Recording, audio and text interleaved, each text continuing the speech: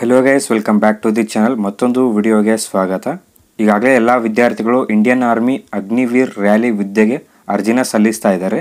ಮತ್ತು ಅರ್ಜಿನ ಸಲ್ಲಿಸುವಾಗ ವಿದ್ಯಾರ್ಥಿಗಳು ಅಪ್ಲಿಕೇಶನ್ ಫಾರ್ಮಲ್ಲಿ ಕೆಲವೊಂದು ಮಿಸ್ಟೇಕ್ನ ಮಾಡಿದ್ದಾರೆ. ಅಂದರೆ ತಮ್ಮ ಅಪ್ಲಿಕೇಶನ್ನ ಸಬ್ಮಿಟ್ ಮಾಡುವಾಗ ಅವರು ಎಂಟರ್ ಮಾಡಿರುವಂಥ ಡೀಟೇಲ್ಸ್ ಕೆಲವೊಂದು ತಪ್ಪಾಗಿರೋದ್ರಿಂದ ಹಲವಾರು ವಿದ್ಯಾರ್ಥಿಗಳು ಈ ಇಂಡಿಯನ್ ಆರ್ಮಿ ಅಗ್ನಿವೀರ್ ಹುದ್ದೆಯ ಅಪ್ಲಿಕೇಶನ್ ಅನ್ನು ಹೇಗೆ ಎಡಿಟ್ ಮತ್ತು ಕರೆಕ್ಷನ್ ಮಾಡುವುದಂತ ಕೇಳ್ತಾ ಇದ್ದಾರೆ.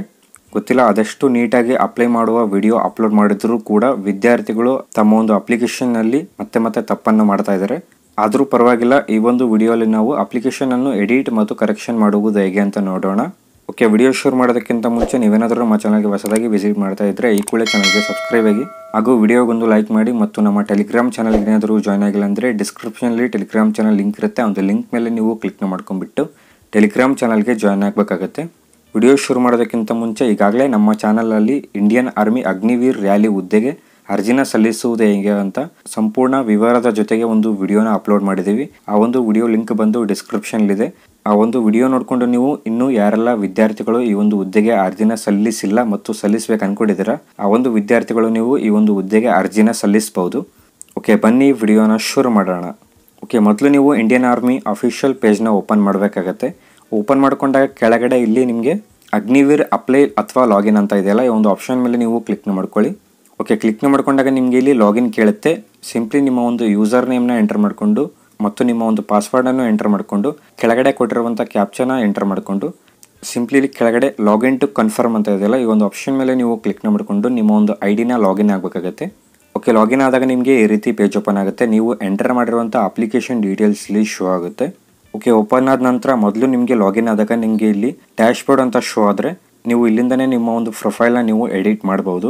ಅಥವಾ ನಿಮ್ಗೆ ಏನಾದರೂ ಓಪನ್ ಮಾಡಿದ ತಕ್ಷಣ ನಿಮಗೆ ಡ್ಯಾಶ್ ಬೋರ್ಡ್ ಏನಾದರೂ ಶೋ ಆಗಿಲ್ಲ ಅಂತಂದರೆ ನೀವು ಇಲ್ಲಿ ಕೆಳಗಡೆ ಸ್ಕ್ರೋಲ್ ಮಾಡಿಕೊಂಡು ನೀವು ಈಗಾಗಲೇ ಯಾವ ಜಾಬ್ಗಾಗಿ ಅರ್ಜಿನ ಸಲ್ಲಿಸಿದ್ರೆ ಆ ಜಾಬ್ನ ನೀವು ಇಲ್ಲಿ ಸೆಲೆಕ್ಟ್ ಮಾಡಬೇಕಾಗತ್ತೆ.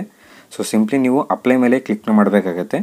ಅಥವಾ ನಿಮಗೆ ಓಪನ್ ಆದ ತಕ್ಷಣವೇ ಡ್ಯಾಶ್ ಬೋರ್ಡ್ ಏನಾದರೂ ಶೋ ಆದರೆ ನೀವು ಇಲ್ಲಿಂದನೇ ನಿಮ್ಮ ಪ್ರೊಫೈಲ್ನ ಎಡಿಟ್ ಮಾಡಬಹುದು.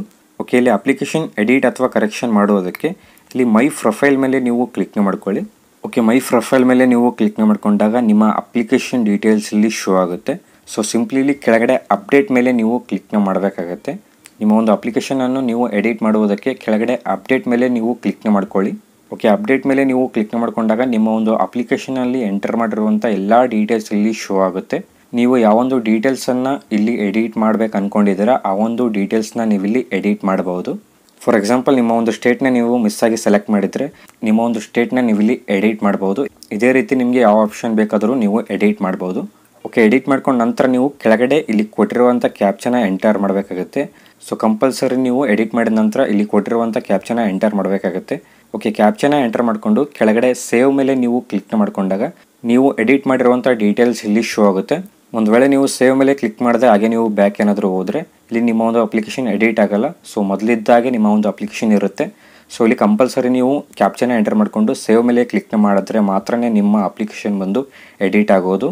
ಸೊ ನಿಮ್ಮ ಅಪ್ಲಿಕೇಶನನ್ನು ಎಡಿಟ್ ಮಾಡುವಾಗ ನೀವು ಕೇರ್ಫುಲ್ಲಾಗಿ ನೀವು ಎಡಿಟ್ ಮಾಡಬೇಕಾಗುತ್ತೆ. ಓಕೆ, ಐ ಹೋಪ್ ನಿಮ್ಮ ಅಪ್ಲಿಕೇಶನನ್ನು ಎಡಿಟ್ ಅಥವಾ ಕರೆಕ್ಷನ್ ಮಾಡುವುದು ಹೇಗೆ ಅಂತ ಗೊತ್ತಾಗಿದೆ ಅಂದ್ಕೊಳ್ತೀನಿ. ಮತ್ತು ಏನಾದರೂ ಡೌಟ್ಸ್ ಇದ್ದರೆ ಕೆಳಗಡೆ ಕಾಮೆಂಟ್ ಹಾಕಿ ನಾನು ರಿಪ್ಲೈನ ಮಾಡ್ತೀನಿ. ಓಕೆ, ಈ ವಿಡಿಯೋನ ನಾನು ಇಲ್ಲಿಗೆ ಕಂಪ್ಲೀಟ್ ಮಾಡ್ತಾ ಇದ್ದೀನಿ. ವಿಡಿಯೋ ಏನಾದರೂ ಇಷ್ಟ ಆದಲ್ಲಿ ವಿಡಿಯೋಗೊಂದು ಲೈಕ್ ಮಾಡಿ. ಚಾನಲ್ಗೆ ಏನಾದರೂ ಇನ್ನೂ ಸಬ್ಸ್ಕ್ರೈಬ್ ಆಗಿಲ್ಲ ಅಂದರೆ ಸಬ್ಸ್ಕ್ರೈಬ್ ಆಗಿ ಅಂತ ಹೇಳ್ತಾ ಮತ್ತೆ ಸಿಗೋಣ ಮುಂದಿನ ವಿಡಿಯೋಲಿ. Good by.